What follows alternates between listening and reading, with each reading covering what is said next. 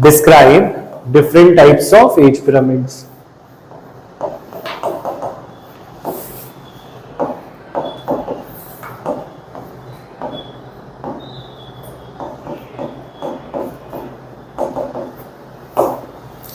जो भी different type के एज पिरामिड्स हैं वो सारे डिस्क्राइब करने हैं।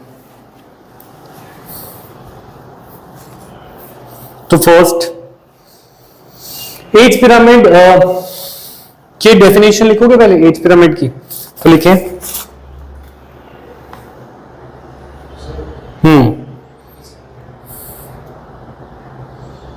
इफ एज बंद कर दे, इफ एज रिमोट से कर दे, रिमोट पड़ा हुआ पीछे।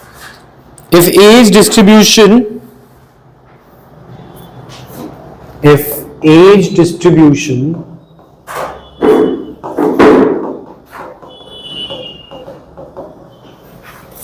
ठीक है is plotted for a population,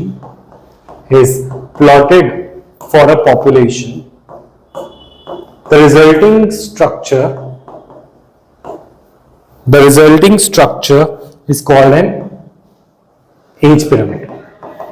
जो रिजल्टिंग स्ट्रक्चर बनेगा उसे हम क्या बोलेंगे? Age pyramid.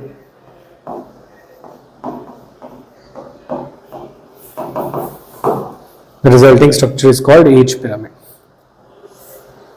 तो जरा देखें,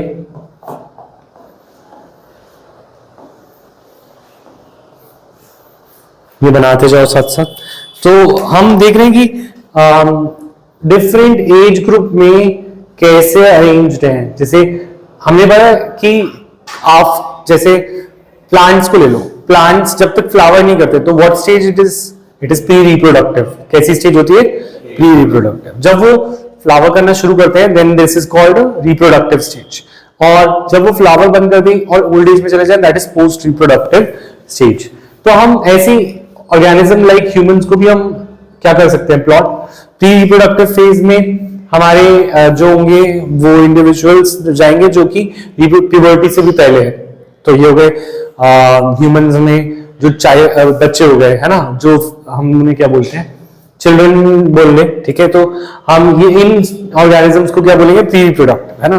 देन रिप्रोडक्टिव स्टेज आएगी आफ्टर प्यूबर्टी वाला स्टेज। तो रिप्रोडक्टिव फेज के बाद there will be post reproductive phase, है ना।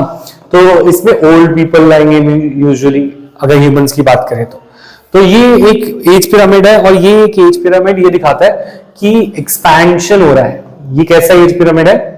एक्सपैंडिंग। क्यों एक्सपैंडिंग है? क्योंकि इसमें बच्चे ज्यादा हैं और बूढ़े कम।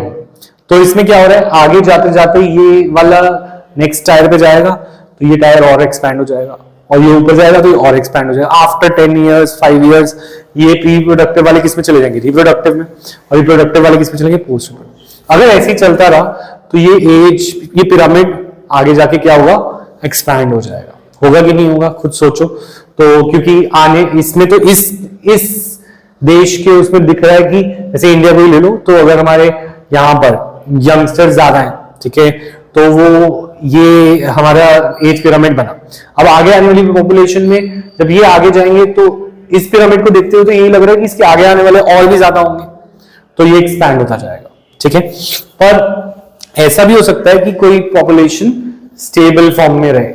स्टेबल में क्या होगा कि जो रिप्रोडक्टिव, प्री रिप्रोडक्टिव और जो रिप्रोडक्टिव है वो बराबर होंगे।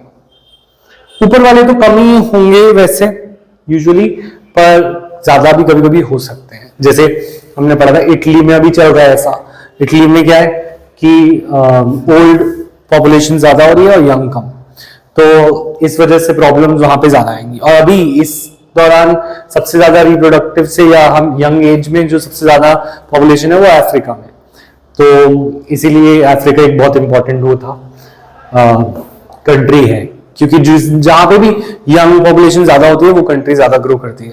फॉर एग्जाम्पल इंडिया का भी यही केस था, तो इतना ग्रो कर रही ओवर द इयर्स। एनीवेज, तो प्री रिप्रोडक्टिव में ये जो पॉपुलेशन है ये स्टेबल है। ये कैसी है? स्टेबल। स्टेबल क्यों? क्योंकि इसमें reproductive and pre reproductive are almost same. तो इसमें हम ये नहीं कह सकते कि आगे जाके एक्सपैंड होगा, हो सकता है ये ऐसे ही चलता जाए, ठीक है। ये नेक्स्ट वाली फिर ऐसी रहेगी, फिर नेक्स्ट वाली ऐसी रहेगी, और पोस्ट रिप्रोडक्टिव मोस्टली कम ही रहेगा। क्यों? क्योंकि उसके इसमें डेथ्स हो जाती हैं, कुछ ना कुछ हेल्थ प्रॉब्लम होते हैं, तो इससे कम हो जाएगा। आगे आने वाला तो हमेशा कम ही रहेगा। तो यूजुअली ये वाली स्टेबल ऐसी स्टेट चलती जाएगी। ठीक है। ऑन दी अदर हैंड एक और फेज हो सकता है, दैट इज डिक्लाइनिंग। तो declining phase is like this. Declining phase भी अच्छा नहीं है, ठीक है, ऐसा बोलते हैं। मैंने यहां पे टीयर्स कम कर दिए। अच्छा, एक्सपैंडिंग, स्टेबल एंड डिक्लाइनिंग। ठीक है। डिक्लाइनिंग में क्या है कि प्री रिप्रोडक्टिव कम हो गए। अब आगे जाने वाला ये एज पिरामिड अगर ऐसे चलता रहा तो ये नीचे आने वाला और कम हो जाएगा जब ये नेक्स्ट टायर पे जाएगा। तो इससे पॉपुलेशन क्या होती जाएगी? कोलैप्स, कम होती जाएगी। ठीक है। इलॉन मस्क तो ये कह रहा है कि सबसे ज्यादा खतरा इसी से ही है कि अगर हमारी पॉपुलेशन ही खत्म हो जाए ह्यूमंस की, क्योंकि आजकल अब जो ट्रेंड जा रहा है उस हिसाब से जो ह्यूमन पॉपुलेशन है बड़ी जल्दी कम होगी, क्योंकि जितने ज्यादा लोग अवेयर हो रहे हैं और अफोर्डेबिलिटी कम हो रही है तो वो ऑफस्प्रिंग्स कम हो रहे हैं। हाँ,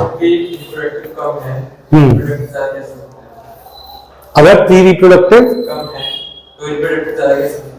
ये तो अलग अलग समय की है ना, वो दूसरी जनरेशन है, ये दूसरी जनरेशन है। ये सब अलग अलग एज के लोग हैं ना। यंग लोग ऐसा नहीं हो सकता। हाँ, पोस्ट में आ जाएंगे। तो ये तो एक समय का दिखा रहा है ना तुझे, अभी का। ठीक है। तो तू इसमें सारा डेटा थोड़ी देख सकता है, ये करंट पॉपुलेशन सिनेरियो दिखा रहा है। क्लियर? ये वाली बात सबको समझ आई कि तीन तरह के कौन से एज पिरामिड्स हैं, एक एक्सपैंडिंग, स्टेबल और डिक्लाइनिंग। सॉरी। अच्छा, नेक्स्ट डिस्क्राइब हमारा क्या है?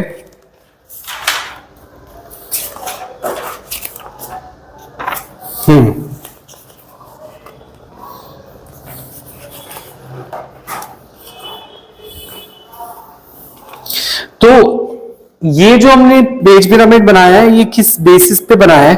मतलब हमने लिया क्या है इसमें? क्या हमने इसमें पॉपुलेशन नंबर लिया है? क्योंकि अभी तक जो तुम दिमाग में सोच रहे हो दैट इज नंबर का पिरामिड।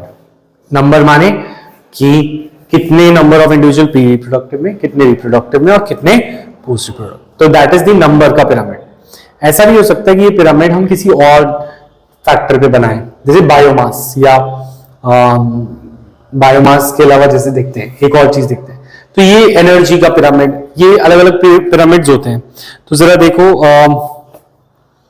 ये सब आगे आएगा शायद। ठीक है।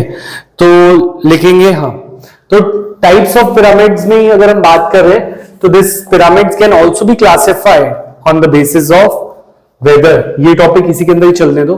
डिफरेंट टाइप्स ऑफ पिरामिड में pyramids can also be classified as pyramids of number,